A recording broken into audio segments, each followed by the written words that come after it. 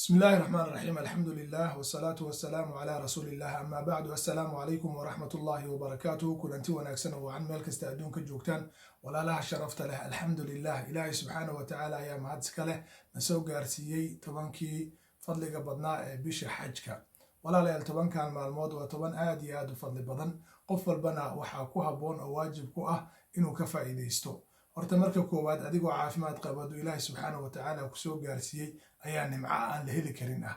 maxaa yeelay walaalayaal sanadahan dambe waxaad ogtihiin geeridii aad iyo aad ayay u fara badatay.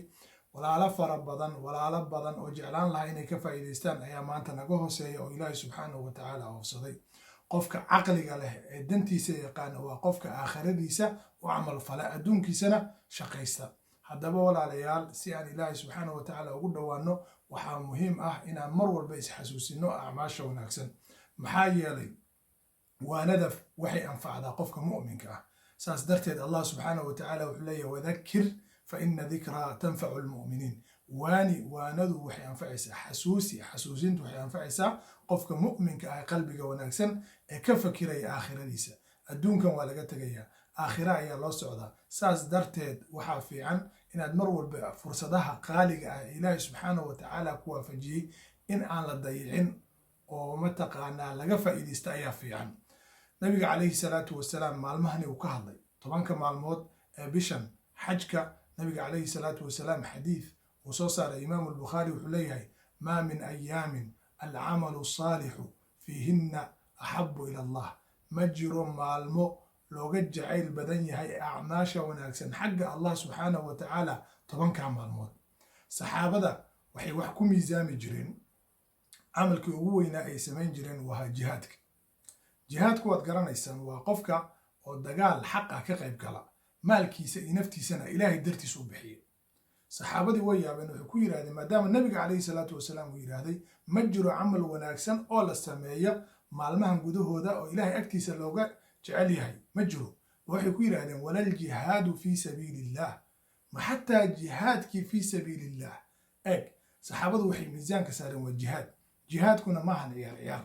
nabiga calayhi salaatu wasalaam wuxuu yidhahday walaljihaadu fii sabiilillah, xataa jihaadka ilaahay ayay ka fadli badan yihin. laakiin hal qof ayuu nabiga calayhi salaatu wasalaam ka soo reebay.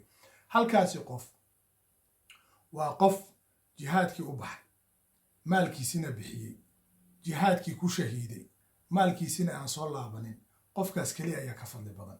marka maxaa ka fiican adigoo gurigaada jooga, adigoon jihaad ku jirin, adigoo mataqaanaa masjidkaada ku sugan, inaad ilaahay subxaanahu watacaala u dhowaatid oo ilaahay subxaanahu watacaala acmaal wanaagsan aad oola timaadid.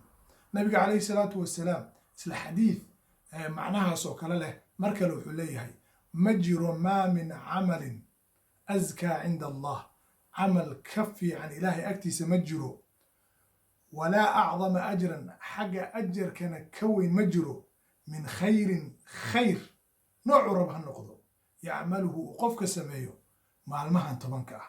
allahu akbar. waxaa lagu yidhi khayrka noocuu raba ayuu noqon doonaa, dib ayaanu ka sheegi doonaa. walaalayaal, allah subxaanahu watacaala qofka mu'minka ah fursado badan ayuu siiyey. fursadahaasna waxaa ka mid inuu ka faa'iidaysto. waxaa looga faa'iidaystaa 10 maalmood. 10 marka la leeyahay waa 9 xaqiiqatan, maalinka ciidda kuma jirto. 9kaasi maalmood yacni waxaa la rabaa inaad ka faa'iidaysatid oo acmaasha wanaagsan aad badisid. acmaasha wanaagsan waxaa ugu horeeya soonka. soonku waa cibaado aad iyo aad u weyn. nabiga calayhi salaatu wasalaam xadiidul qudsigana waatuu leeyahay camal kasta uu ibni aadanka sameeyo asaga ayaa iska leh ila sawma, soonka marka laga reebo. fa ana ujzi bihi aw ajzi bihi, aniga ayaa ka abaalmarinayo ayuu allah subxaanahu watacaala leeyahay. si gaar ah ayaan oga abaalmarinayaa addoonkayga hadduu ii soomo. marka 10 maalmood waxaa la jideeya oo fiican qofka inuu soonka badiyo. sidoo kale walaalayaal, waxaa fiican inaad salaada badisid, salaada sunnooyinka, inaad ilaahay subxaanahu watacaala u dhowaatid, salaatu duxaa tukatid, salaadaha mataqaanaa fadliga gaarka leh inaad badisid. sidoo kale takbiirta inaad badisid, oo takbiirtu waa sidee: allahu akbar, allahu akbar, allahu akbar, laa ilaaha ila allah, wallahu akbar, walilaahi alxamd, iyo takbiiraha noocyadooda kala duwan ee aad taqaanid. waxaa kaloo acmaasha wanaagsan ka mid a walaalayaal sadaqada ayaa ka mid ah. qofka inuu wax la baxo sadaqada aad iyo aad ayay cajiib u tahay. waxa weeye ilaahay subxaanahu wa tacaala wuxuu leeyahay anfiquu mima razaqnaakum, mima waxa aan idinku arzaqna wax ka mid ah bixiya. ilaahay subxaanahu wa tacaala wuxuu leeyahay wamaa anfaqtum min nafaqatin aw nadartum min nadrin fa ina allaha yaclamuh. allahu akbar. allah subxaanahu wa tacaala waxa aad la baxdaan, waxa aad nadartaan, noocay rabaanba ha noqdaane, allah subxaanahu wa tacaala wuu ogyahay. sadaqada walaalayaal waa inaan la baxna. wax yar bixi, $10, $5, $1. muhiim maahan cadadka, waxaa muhiim ah inaad sadaqa la baxdid ilaahay dartiisna aad oola baxdid. maxaa yeelay sadaqadaas oo 1000 jeer ka weyn, oo intuu ilaahay subxaanahu wa tacaala ku labalaabay ka weyn ayaad ilaahay subxaanahu wa tacaala agtiisa ka helaysaa. acmaasha wanaagsan waxaa ka mid ah xajka. qofki ilaahay subxaanahu wa tacaala waafajiya, fursadna u siiya, awoodana inuu soo xajiyo, waa arrin aad iyo aad u fiican. maxaa yeelay nabiga calayhi salaatu wasalaam wuxuu leeyahay alxaju lmabruur, xajka wanaagsan ee mataqaanaa shuruudihiisa oofsaday, jaza kale ma lahan ila aljanna, janno ayuu leeyahay. marka xajka qofkii awooda inuu ku dadaalo aad iyo aad ay u fiican tahay. walaalayaal waxaa kaloo muhiima toobadkeenka, in ilaahay subxaanahu wa tacaala aan u toobadkeenno, aan ilaahay subxaanahu wa tacaala usoo laabanno. qofkii bini aadanka ah wuu dambaabaa, noocuu raba ha noqdo, qof bini aadan aan dambaabin ma jiro. laakiin sirta la isku dhaafay waa maxay? attawbatu ila allah, in ilaahay subxaanahu wa tacaala loo laabto. toobada waa waajib. allah subxaanahu wa tacaala wuxuu leeyahay waman lam yatub fa ulaa'ika hum adhaalimuun. qofka kuwa aan toobad keenin dhaalimiin ayay ka mid yihiin. saas darteed ilaahay subxaanahu wa tacaala wuxuu leeyahay yaa ayuha aladiina aamanuu tuubuu ila allahi tawbatan nasuuxa. kuwii ilaahay rumeeyow, ilaahay u toobad keena toobad wanaagsan. allahu akbar.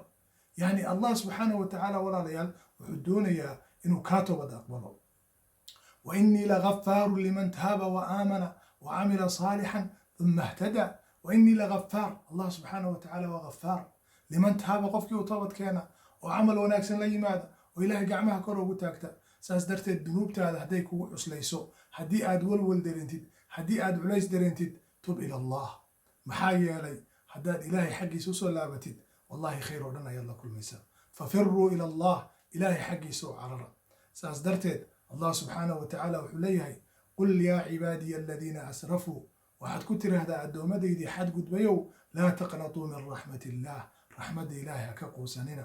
maxaa yeelay ina allaha yakfiru dunuuba, ilaahay dembiyada wuu dhaafaa. dembiyada noocee?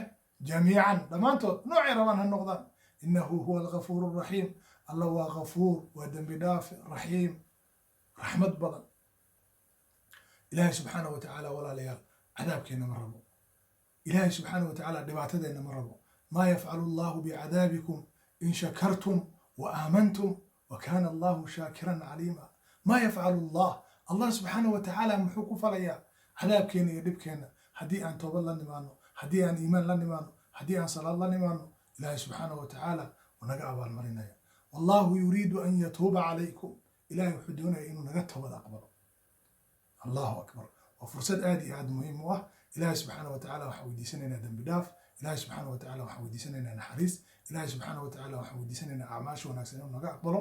waxaan ilaahay subxaanahu wa tacaala weydiisanaynaa dhammaan walaalaheen xanuunsan inuu ilaahay subxaanahu wa tacaala caafimaad siiyo, dhibaatada ka qaado. walaalaheen naga hormarayna ee dhintayna inuu ilaahay subxaanahu wa tacaala u naxariisto.